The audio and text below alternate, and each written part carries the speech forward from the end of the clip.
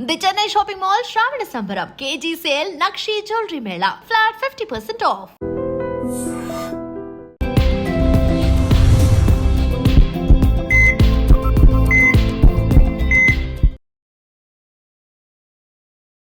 నమస్తే, welcome to healthy conversations with I Dream Media. నేను మీ ఝాన్సీ. సో ఈరోజు మనతో ఉన్నారు జనరల్ ఫిజిషియన్ డాక్టర్ లక్ష్మి గారు. సో మీ ఇంట్లో ఎవరికైనా షుగర్ ఉందా? షుగర్ పేషెంట్స్ మీ ఇంట్లో ఉన్నారా? పాపం పేషెంట్స్ అనలేము, డయాబెటిక్ కి ఉన్న వాళ్ళు ఉంటే, అరే మాకు తెలీదు, ముందుగా తెలిసినట్లయితే ఈ లైఫ్ స్టైల్ని మేము కూడా హ్యాబిటేట్ చేసుకొని కొంచెం షుగర్ కంట్రోల్లో ఉంచుకునే వాళ్ళము అనే వాళ్ళందరికీ కూడా ఈరోజు చెప్పే టాపిక్ చాలా యూస్ఫుల్ అవుతుంది. తప్పకుండా వీడియో చివరి వరకు చూసే ప్రయత్నం చేయండి. నమస్తే మ్యామ్. నమస్తే అమ్మా. సో షుగర్ హ్మ్. ఇప్పుడు ఒక 10-15 ఇయర్స్ లేదా ఒక 20 ఇయర్స్ బ్యాక్ షుగర్ అంటే 30 అబోవ్ తర్వాతనో 40 అబోవ్ తర్వాతనో వాళ్ళ జీవన విధానాన్ని బట్టి వచ్చుండేది. ఇప్పుడు అర్లీ 20స్‌లో కానీ ఈవెన్ వన్ ఆఫ్ మై రిలేటివ్స్‌లో కూడా 22 ఇయర్స్, 21 ఇయర్స్ తనకి కూడా షుగర్ వచ్చింది. సో అసలు మనం షుగర్‌ని పూర్తిగా తగ్గించుకోవచ్చా? లేదు, వాళ్ళకి తగ్గట్లేదు అంటే అట్‌లీస్ట్ కంట్రోల్‌లో ఉంచుకొని ఇంక వేరే ఆర్గాన్స్ బాడీలో డ్యామేజ్ అవ్వకుండా కాపాడుకునే అవకాశం ఉందా? ఉంది అంటే ఏం చేయాల్సుంటుంది? ఆ! షుగర్‌కి జనరల్‌గా ఏంటంటే, మనం తినే ఫుడ్డే మెయిన్ ఆధారంగా ఉంటుంది యాక్చువల్లీ. అండ్ డైజెషన్ అయినాక లివర్ దాన్ని మెటబాలిజం ఎలా చేస్తుంది అంటే, మనకి బాడీలో రిలీజ్ అయిన షుగర్ అది లివర్ దాన్ని గ్లైకోజన్‌గా ఎట్లా కన్వర్ట్ చేస్తుంది, ప్యాంక్రియాస్ దాన్ని మజిల్స్‌కి ఎంతవరకు సప్లై చేస్తుంది, ఎంత మనం బర్న్ చేస్తున్నాం అంటే, మనకు షుగర్ వల్ల మనకి ఎనర్జీ వస్తుంది. ఆ ఎనర్జీని మనం ఎంత ఖర్చు పెడుతున్నాం. సో సంపాదిస్తున్నాం కానీ ఖర్చు పెట్టట్లేదు కదా! సో ఖర్చు పెట్టే దగ్గర వరకు ఇవన్నీ చిన్న చిన్నవి ఫ్యాక్టర్స్ లాగా ఉంటాయి. సో ఇక్కడ ఆయుర్వేదిక్‌లో కొన్ని పర్టిక్యులర్ ఫుడ్స్, ఆయిల్స్ ఇలా పర్టిక్యులర్ కొన్ని చెప్పున్నారనమాట. యాస్ పర్ ఆయుర్వేదం మనము ఏమేం చేయొచ్చు వీటిల్ని కంట్రోల్ చేసుకోవడానికి అండ్ ఫర్దర్ మనకి ఏంటంటే లివర్ మీద కూడా ఎక్కువ ప్రెషర్ పడకుండా అంటే ఎక్కువ ఒత్తిడి రానీయకుండా ఈ ప్యాంక్రియాస్ కూడా దాని సఫిషియంట్ వర్క్ చేసేలాగా అంటే మనకు కొంచెమే ఉన్నా సరే అంటే ఇన్సులిన్ క్వాంటిటీ మనకు కొంచెం తక్కువ రిలీజ్ అవుతున్నా సరే మన బాడీ దాన్ని సెట్ చేసుకునేలాగా అంటే మనం తినే ఫుడ్‌లోనే దానికి ఎక్కువ ప్రెషర్ రానీయకుండా మనం చేసే ఏవైనా విధానాలు ఉన్నాయో అవి చూస్తున్నాం మనము. ఓకే. జనరల్‌గా ఫుడ్ ఫస్ట్ వచ్చినప్పుడు బియ్యం ఏం తినాలి? అన్నం ఏం తినాలి? ఇట్లాంటి క్వెషన్స్ ఒస్తాయి డయాబెటిస్‌లో.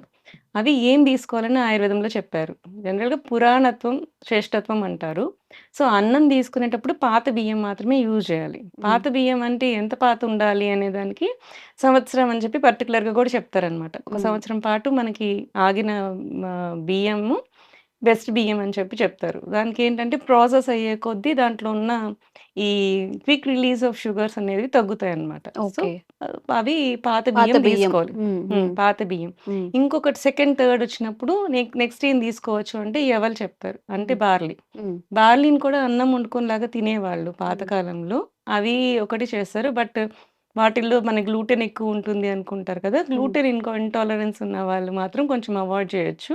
ఓకే. వాళ్ళు పాత బియ్యం యూజ్ చేసుకోవచ్చు. లేని వాళ్ళు దీన్ని ఒక ఫుడ్ తీసుకోవచ్చు. అంటే మనం 3 పూట్ల తినే అన్నంలో హ్మ్. ఒకటి బార్లీ రైస్‌గా తీసుకోవచ్చు. హ్మ్.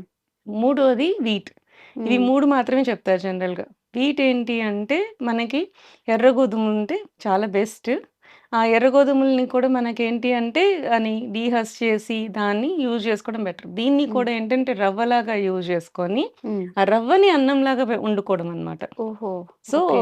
ఇలా యూజ్ ఆ చేసుకోవడం. పొట్టుతో సహా ఆ! అంటే ఆ! మామూలుగా కొంచెం మనకి మరీ ఫుల్ పొట్టు కాదు. పైన ఒక లేయర్ ఆఫ్ పొట్టు తీసేసి, హ్మ్. దాన్ని మనకి వీట్ రవ్వ దొరుకుతది బయట మనకి. ఆ హ్మ్. వీట్ రవ్వ తీసుకొని దాంతో రైస్ చేసుకొని వండుకోవడం. మన గోధుమలుంటాయి కదా! దాన్ని ఒక పాలిష్ చేసుకొని, ఆ ఒక పాలిష్ చేసిన దాన్ని మనకి పౌడర్ లాగా అంటే మనకి వీట్ రవ్వ దొరుకుతది బయట. మనకి బన్సీ రవ్వ అని చెప్పి. హ్మ్. సో, ఆ వీట్ రవ్వని అది రైస్‌గా అన్నంలాగా వండుకొని తినడం ఒక పద్ధతి. హ్మ్. అండ్ మన సైడు మనము ఎక్కువ యూజ్ చేయం గానీ, కేరళ అటు సైడు, తమిళనాడు అటు సైడ్ ఎక్కువ మట్టా రైస్ అని చెప్పి రెడ్ రైస్ ఎక్కువ వాడతారు. హ్మ్. సో, రెడ్ రైస్‌లో కూడా మనకి తక్కువ గ్లూకోజ్ రిలీజింగ్ కెపాసిటీ ఉంటదనమాట. హ్మ్. సో, హ్మ్. ఆ రెడ్ రైస్ కూడా మంచిదనమాట. ఓకే. అంటే ఒకటే టైప్ ఆఫ్ ఫుడ్ కాకుండా ఒకరోజు రైస్, ఒకరోజు ఈ బార్లీ రైస్, ఒకరోజు వీట్ రైస్, ఒక పూట ఒక రైస్ అట్లా చేసుకోవచ్చు. మిల్లెట్స్ కూడా యూజ్ చేసుకోవచ్చు. వీటితో పాటు ఇలా యూజ్ చేసుకోవచ్చు. అంటే మిల్లెట్ మనకు నానబెట్టడం అనేది ఒకటి మెయిన్ ప్రాబ్లమ్ అది. అది నైట్ పెట్టేసుకొని నైట్ నానబెట్టాల్సి మార్నింగ్ వస్తది. వండుకోవచ్చు. ఉడుకోవాల్సి వస్తది. ఒకవేళ మనం మిస్ చేసినప్పుడు సో, ఇవి మిల్లెట్స్‌ని మనం మిస్ చేసేసాము.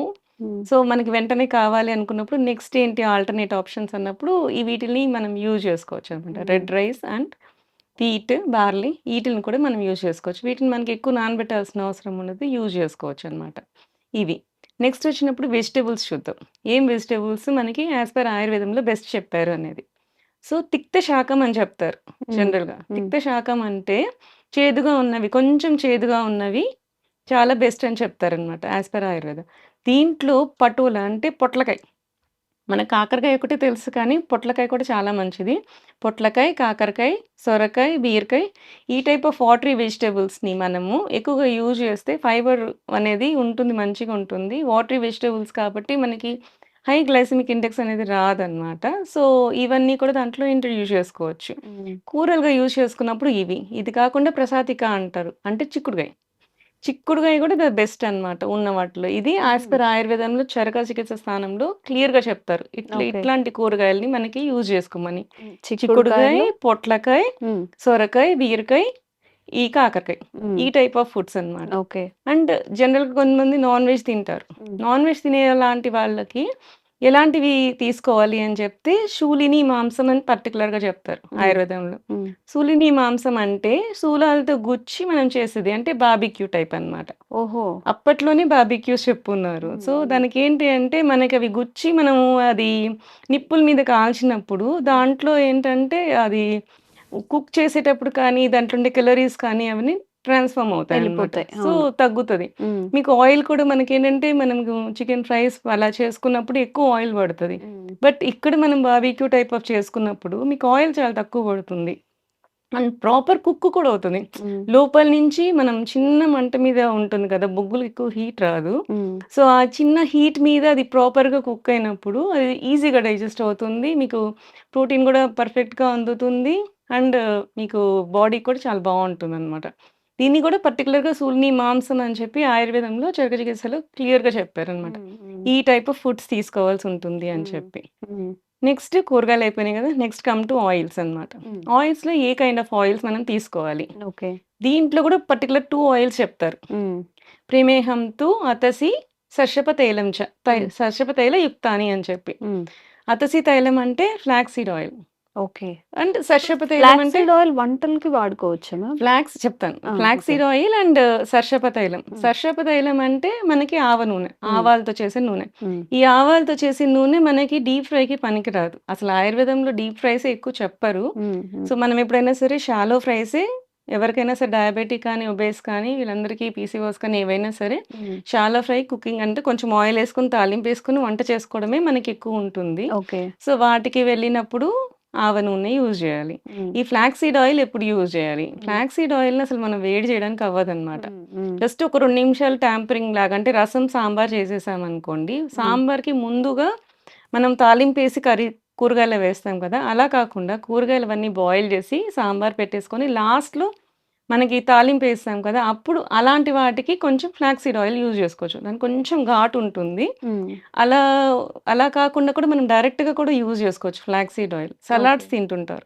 ఈ షుగర్ పేషెంట్స్‌కి జనరల్‌గా ఏంటంటే పొట్ట ఫుల్ అవ్వాలి అంటే ఆలివ్ ఆయిల్ ఏస్తూ ఉంటారు కదా! ఆలివ్ ఆయిల్ కంటే ఆలివ్ ఆయిల్ బదులు ఈ ఫ్లాక్స్ సీడ్ ఆయిల్ అంటే అతసీ తైలాన్ని గాని మనం యూజ్ చేస్తే దాంట్లో యాక్చువల్లీ టీలోమియర్స్ ఉంటాయన్నమాట. టీలోమియర్ అంటే ఏంటంటే మనకు జీన్స్ ఉంటాయి కదా! జీన్స్‌కి ఎండ్స్‌కి 2 క్యాప్స్ ఉంటాయన్నమాట. ఇట్లా క్రాస్ ఎక్స్ షేప్ జీన్స్ ఉంటాయని మనం చూస్తాం కదా! దాని కింద ఉండే క్యాప్స్‌ని టీలోమియర్ అంటారన్నమాట. వాటిల్ని రక్షించేది అంటే కొంచెం ఏజ్ వచ్చే కొద్దీ అవి ఊడిపోతూ ఉంటాయి. సో, ఊడిపోయే కొద్దీ మనకి ఏజింగ్ వస్తూ ఉంటుందన్నమాట. ఈ బైండింగ్ కెపాసిటీని మనం పెంచేది ఏంటి అంటే టీలోమియర్స్ అంటారు. సో, ఇవి ఎక్కువ ఉంటుంది ఫ్లాక్స్ సీడ్స్‌కి. అందుకే ఫ్లాక్స్ సీడ్స్ అంత ఇంపార్టెన్స్ ఉందన్నమాట. సో, అట్లాంటి సలాడ్స్‌కి వాటికి ఎర్రసి తైలం యూజ్ చేస్తే మనకేంటంటే ఏజనింగ్ వల్ల వచ్చే డయాబెటీస్ కూడా తగ్గుతుందనమాట. ఓకే. అంటే ఫర్దర్ రానీకుండా చేస్తుంది. మన హ్మ్. ఫుడ్‌లో ఇలాంటి ఆయిల్స్ మనం ఇంట్రొడ్యూస్ చేసుకుంటే మంచిది. హ్మ్. జనరల్‌గా ఏంటంటే వేడి చేస్తది కదా అని చెప్పి అంటారు. ఈ ఆవ నూనె కూడా వేడి చేస్తది. ఇది కూడా వేడి ఉంటుంది. వేడి ఉంటేనే బాడీలో మెటబాలిజం ఎక్కువుంటుంది. హ్మ్. సో, కొంతమందికి ఎవరికైతే వేడి తత్వం ఉందో వాళ్ళు జనరల్‌గా ఇట్లాంటి ఆయిల్స్ యూజ్ చేసినా సరే మజ్జిగని మనము ఇంట్రొడ్యూస్ చేసుకున్నా, బార్లీ జావని ఇంట్రొడ్యూస్ చేసుకున్నా గానీ, అంటే హ్మ్. మధ్యలో అవి వాడుతూ ఉంటే, ఆ వేడి శాతం అనేది తగ్గుతుందనమాట. ఓకే. ఓకే. సో, ఇట్లా హ్మ్. మనకేంది అంటే, మన బాడీ తత్వాన్ని బట్టి ఒకవేళ మనకిది వాడుతుంటే ఈ ప్రాబ్లమ్స్ వస్తున్నాయి అనుకున్నప్పుడు, దాన్ని కాంపెన్సేట్ చేసుకుంటా పోవాలి అనమాట. ఓకే. ఓకే. నెక్స్ట్ వచ్చినప్పటికి ఎక్సర్సైజ్. హ్మ్. ఎక్సర్సైజ్ జనరల్‌గా ఏం అది చేస్తుంటారు? మాత్రం చెప్పొద్దంటారు మన వాళ్ళు. ఎక్సర్సైజ్ జనరల్‌గా అంటే హ్మ్. అందరికి ఈ మధ్య బాగా ఉంది. హ్మ్. స్మార్ట్ వాచ్ పెట్టుకొని మరీ చేస్తున్నారు. హ్మ్. ఇప్పుడసలు మనం చెప్పక్కర్లేదు కొంతమంది చేసేస్తున్నారు కూడా. హ్మ్. హ్మ్. సో, అట్లాంటి వాళ్ళకేందంటే ఒక యాస్ పర్ ఆయుర్వేద ఏం చెప్తారు అంటే, ఒకటే రకం వ్యాయామము రోజు చేయొద్దు అనంటారు. హ్మ్. జనరల్‌గా వ్యాయామ యోగై వివిధై ప్రయోగై అంటారు. హ్మ్. అంటే ఒక టైప్ ఆఫ్ వ్యాయామం అంటే రోజు వాకింగ్ చేస్తున్నారా? సో, కొన్ని రోజులు అయ్యేసరికి మీ బాడీ దానికి అలవాటు పడిపోతది. హ్మ్. సో, దాని తర్వాత ఎక్సెస్ క్యాలరీస్ ఏమి అంటే ఎక్కువ బర్న్ అవ్వదనమాట. ఓకే. సో, నెక్స్ట్ ఏంటంటే మనము వేరే టైప్ ఆఫ్ ఎక్సర్సైజ్ చేయాలి. అంటే స్క్వాటింగ్ అంటే గుంజులు తీయడము. హ్మ్. మనం వినాయక చవితి ఫస్ట్ వినాయకుడి దగ్గరికెళ్తే ఫస్ట్ చేసేదే గుంజులు తీయడం. హ్మ్. అది చేస్తే సగం బాడీ పైనుంచి కింద వరకు సెట్ అయిపోతది. హ్మ్. అట్లా. సో, మార్చుకోవాలి. ఇంట్లో కూర్చొని యోగా చేసుకోవడం, ఎక్సర్సైజ్ చేసుకోవడము అట్లా. ప్రాణాయామాలు చేసుకోవడం ఇవి చూసుకోవాలి. హ్మ్. నెక్స్ట్ పాయింట్‌కొచ్చేసరికి స్ట్రెస్. హ్మ్. ఇప్పుడు స్ట్రెస్ వల్ల కూడా డయాబెటిస్ పెరుగుతది.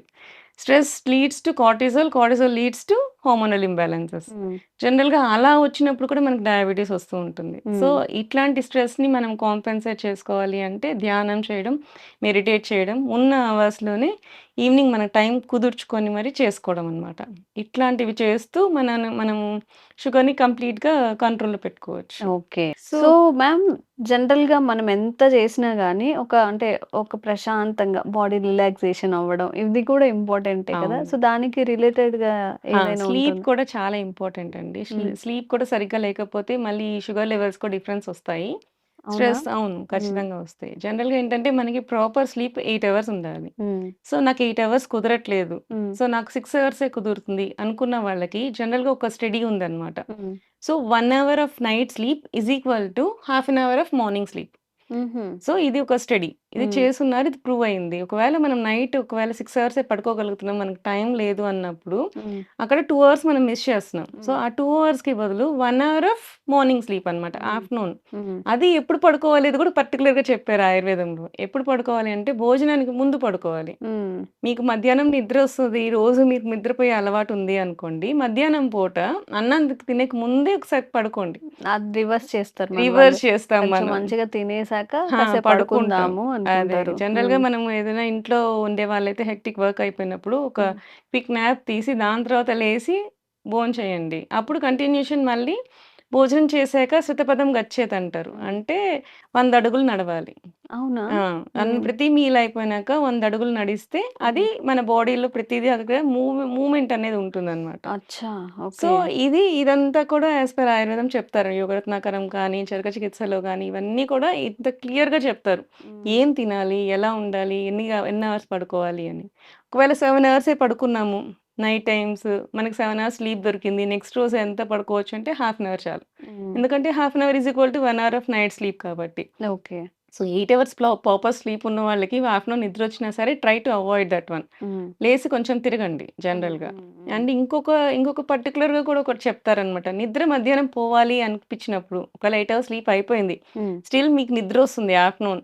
సో, అది మన బాడీకి ఏమి హార్మ్ చేయకూడదు. బట్ నిద్ర మనం రిలాక్స్ అవ్వాలి అంటే ఏం చేయాలంటే చైర్‌లో కూర్చొని పడుకోమంటారు. హ్మ్. హ్మ్. జనరల్‌గా. అంటే మనకి పాతకాలంలో వాలు కుర్చీలుండేవి. ఇట్లా వంగి ఉండేవి చూసారా? హ్మ్. హ్మ్. అట్లాంటివన్నమాట. రిలాక్స్ అయ్యి జస్ట్ పడుకోవడం. అంటే హ్మ్. స్ట్రెయిట్‌గా బాడీని పడుకోబెట్టకుండా రిలాక్స్ అయ్యి పడుకోవడం. హ్మ్. జనరల్‌గా ఏంటంటే తిన్న వెంటనే పడుకుంటారు చాలామంది. దానివల్ల ఏంటంటే గ్యాస్ట్రిక్ రిఫ్లెక్సెస్ వస్తుంటాయి. హ్మ్. సో, ఫుడ్ అంతా పైకి రావడము, పైపింగ్ దీనికి యాక్చువల్‌గా మనకి స్ఫింక్టర్ ఉండదు. హ్మ్. స్టమక్ నుంచి ఇంటెస్టైన్‌కి స్ఫింక్టర్ ఉంటది. సో, మనం తిన్నది వెంటనే కిందకి వెళ్ళిపోదనమాట. ఆగుతది, ఆపుతది. హ్మ్. తర్వాత డైజెస్ట్ అయ్యి కిందకెళ్తది. కానీ ఈసోఫాగస్‌కి స్ఫింక్టర్ ఉండదు. హ్మ్. హ్మ్. దానివల్ల ఏంటంటే నువ్వు కొంచెం ఎక్కువ తిన్నా గాని పైకొచ్చేసే అవకాశాలుంటాయన్నమాట. ఓకే. సో, అందుకని తిన్న వెంటనే మనకి జనరల్‌గా పడుకోవడం అనేది మంచిది కాదు. సో, హ్మ్. ఇట్లాంటి వాటికి ఎలా చేయాలి అనేది పర్టిక్యులర్‌గా ఈ విధంగా చేయాలి అని కూడా క్లియర్‌గా ఆయుర్వేదిక్‌లో చెప్పారండి. హ్మ్.